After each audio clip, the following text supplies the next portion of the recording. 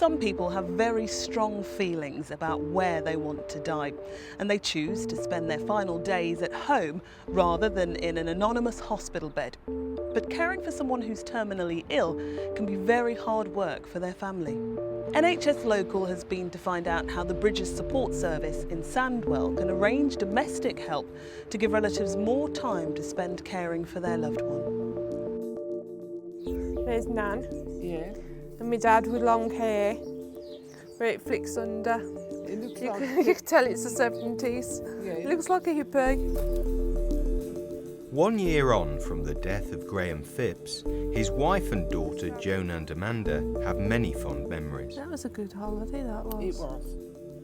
Graham hated hospitals, and when he was told his bowel cancer had spread to his liver and lungs, he was determined to die at home. There was nodules in his lungs, and they gave him 12 months to live. And that really crushed us as a family. He said, I want to be with the family for as long as I can. And we wanted him here. When you've got somebody who's on a limited end to their life, you want to be with them, you want to do everything for them or as much as you can for them. You want to spend every minute that you can with them. And those memories are the things that you will take forward with you. This was his home and this was where he wanted to be. The Bridges Support Service organised some help with the housework during Graham's last few weeks, so Joan and Amanda could concentrate on spending time with him.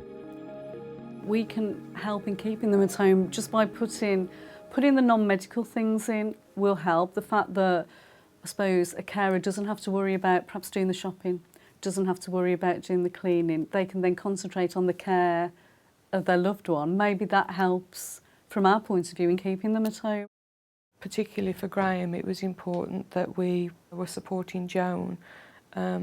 With Joan being disabled herself, he was very conscious that he didn't want her to be worried and stressed and wearing herself out. Bridges are one of the best organisations that I have ever come across. They will come to the house and they will stay and they will comfort you, they will guide you, they will tell you all the things you're entitled to, which we found a real godsend.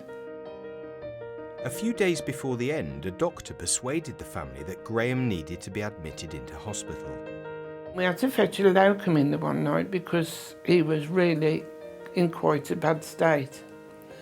The locum came in and he said, if we could get you into hospital just for a few hours, not even to stay in a day, but just a few hours, we need to get liquid in you, and the only place we can put liquid into you is in hospital. At first, Graham responded well, but then came bad news from his doctor. She says, your husband's got about 2 to 3 days to live.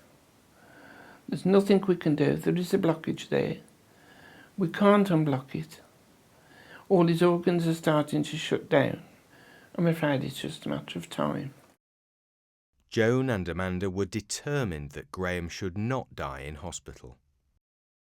I saw the main doctor and I said, he's only got days to live and he's not going to spend them here. We put him in a wheelchair and we brought him to the car and we came home. At this point, the family turned the conservatory into a bedroom for Graham. Yeah, we had the TV up the corner and then the settee along here. And then Dad's bed went there.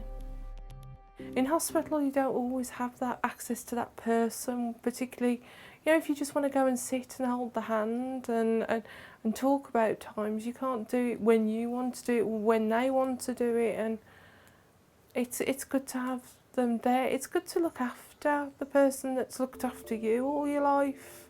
It is a very big thing for a lot of people. They want to be surrounded by the things they know and the people they know and where they feel comfortable, which is why it is an important thing for people to die at home if that's their choice. It's helped us no end, absolutely no end. We sit and talk about those last 10 days so often. It's such an important time. Can't stress enough how important that time is. And it helps, it really does help afterwards, because you've got that time to reflect on. As Graham had requested, his ashes were scattered in his garden. He loved the cherry tree, so he said, I want to sit under there, stay under there with the bench with me and him sitting on it. So we put most of his ashes under the tree, and the rest we just scattered here and there around the garden.